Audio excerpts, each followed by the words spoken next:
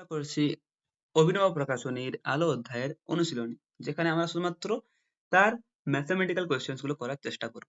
ঠিক আছে, তো দেখা যাক। দেখো, এখানে এমসিকিউ এসিকিউ যেগুলো ছিল সেগুলো আমি স্কিপ করছি, কারণ সেগুলো টাইম যাচ্ছে অনেক কিছু। তাছাড়া বেশিরভাগ কোয়েশ্চেন আমাদের থিওরিটিক্যাল থাকে ওখানে। ঠিক আছে, তো যদি কারো দরকার থাকে যে হ্যাঁ ছবি করে দাও, তাহলে আমি সেগুলোও করে দিতে রাজি আছি, বাট একবার নিজে ট্রাই করতে পারো তার আগে। ঠিক আছে, ওকে। আমরা আসছি গাণিতিক প্রশ্নে। এখানে আছে, দেখতে পাচ্ছ, গাণিতিক প্রশ্ন। ঠিক আছে, তো প্রথম কোশ্চেন, যে বায়ু থেকে কাঁচ মাধ্যমে, ঠিক আছে, বায়ু থেকে কাঁচ মাধ্যমে 45 ডিগ্রি আপতন কোণে আলোক রশ্মি আপতিত হয়ে 20 ডিগ্রি প্রতিসরণ কোণ সৃষ্টি করে। কি কি হলো? প্রথমে দেখো, আমরা বায়ুতে আসি। ঠিক আছে, বায়ু থেকে কাঁচে যাচ্ছি কত কোণে? 45 ডিগ্রি কোণ। কত কোণ? 45 ডিগ্রি। ঠিক আছে, এবার কি? আপতন মানে কি? যে কোণে সে পড়ছে আর রশ্মিটা আসছে, সেটা কি? 45 ডিগ্রি। এবারে আপতিত হয়ে 20 ডিগ্রি প্রতিসরণ কোণ সৃষ্টি করছে। আপতন হওয়ার পরে সে হালকা বেঁকে চলে যাচ্ছে কত ডিগ্রি কোণে? আমাদের 20 ডিগ্রি সেলসিয়াস যাচ্ছে। ঠিক আছে, 20 ডিগ্রি তৈরি করছে। রশ্মিটির চ্যুতি কত? ঠিক আছে, সিম্পল। কিভাবে করতে পারি? ফর্মুলা আছে আমাদের কাছে একটা এটার জন্য, সেটা হচ্ছে এই দেখো, আপতন কোণ কত বলা হয়েছে? I equals to 45 degree. Okay, প্রতিসরণ কোণ বলা হয়েছে R equals to 20 ডিগ্রি। আর চ্যুতি কোণের সূত্র হচ্ছে delta equals to I minus R। I মানে আপতন কোণ, R মানে প্রতিসরণ কোণ। মানে হচ্ছে কি, delta equals to I minus R, বা বলতে পারো আপতন কোণ মাইনাস প্রতিসরণ কোণ সমান চ্যুতি কোণ। আর ফর্মুলাতে পুট করলে অ্যান্সার আসছে 25 ডিগ্রি। ওকে, সেকেন্ড কোয়েশ্চেন। ওকে, সেকেন্ড কোয়েশ্চেন যাওয়া যাক। বায়ু মাধ্যমে কোনো আলোর তরঙ্গ দৈর্ঘ্য, ঠিক আছে, বায়ু মাধ্যমে কোনো আলোর তরঙ্গ দৈর্ঘ্য 6000 অ্যাংস্ট্রম এ, আর মাথায় একটা পুটকি থাকলে ওটা কি বলা হয়? অ্যাংস্ট্রম বলা হয়। তাহলে কি বলা হচ্ছে? বায়ু মাধ্যমে কোনো আলোর তরঙ্গ দৈর্ঘ্য 6000 অ্যাংস্ট্রম, মানে ল্যামডা হচ্ছে তরঙ্গ দৈর্ঘ্য। কত বলা হয়েছে? ল্যামডা সমান 6000। ঠিক আছে, 1.5 প্রতিসরাঙ্কের কোনো মাধ্যমে ওই আলোর বেগ ও তরঙ্গ দৈর্ঘ্য কত? ঠিক আছে, প্রতিসরাঙ্ক হচ্ছে মিউ, মিউর ভ্যালু হচ্ছে 1.5। ঠিক আছে, তাহলে তার আলোর বেগ আর তরঙ্গ দৈর্ঘ্য কত? ওকে, সলিউশন আমি নিচে করে রেখেছি, দেখতে পাচ্ছ তোমরা। খুবই সহজ, খুবই ছোট। কি লিখবো? প্রথমে ভ্যালু লিখবো ল্যামডার, তরঙ্গ দৈর্ঘ্য ল্যামডা হচ্ছে কত? 6000 অ্যাংস্ট্রম। প্রতিসরাঙ্ক মিউ হচ্ছে 1.5, অর্থাৎ ওই মাধ্যমে আলোর বেগ কত?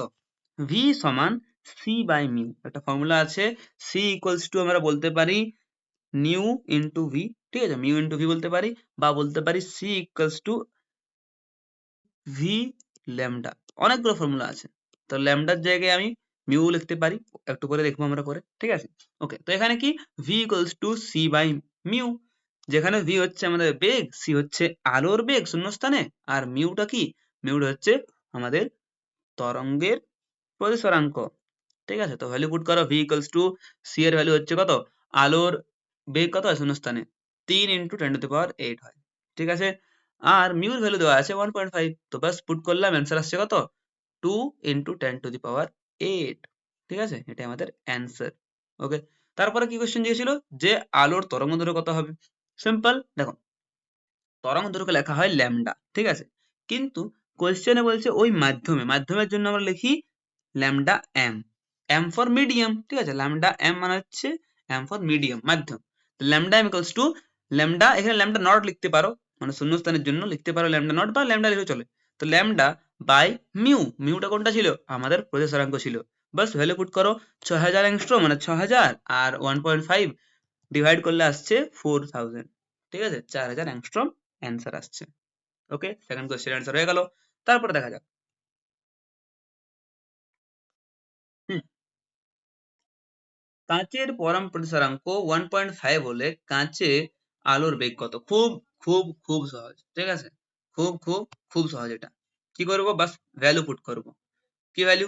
দেখো, কাঁচের পরম প্রতিসরাঙ্ক কত আছে? Mu equals to 1.5। ইজি। ঠিক আছে, 1.5 দিলে তারপরে কি কাছে আলোর বেগ কত, পুট করো value v equals to c by lambda। একটু আগে ছিল v equals to c by mu, ঠিক আছে, কিন্তু এখানে আমরা লিখছি v সমান c by lambda। দুটো কি একই জিনিস না, কোশ্চেনের আমরা হিসাবে আমরা আমাদের কোশ্চেনের অ্যান্সারটা পুট করব।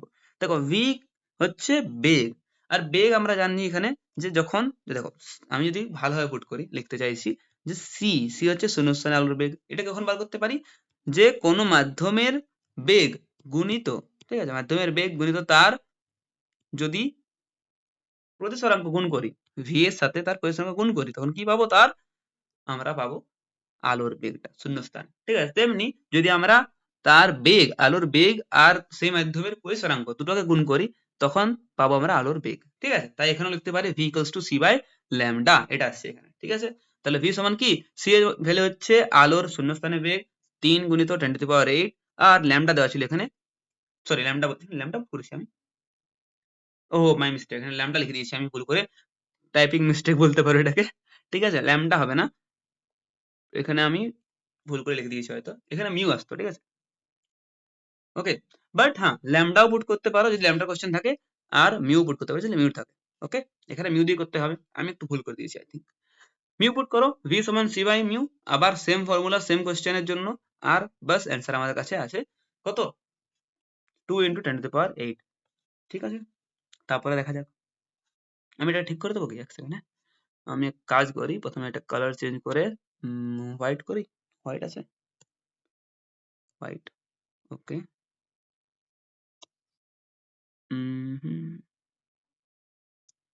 দেখো ভুল তো হতেই পারে, সবারই হয়, ঠিক আছে, ওকে।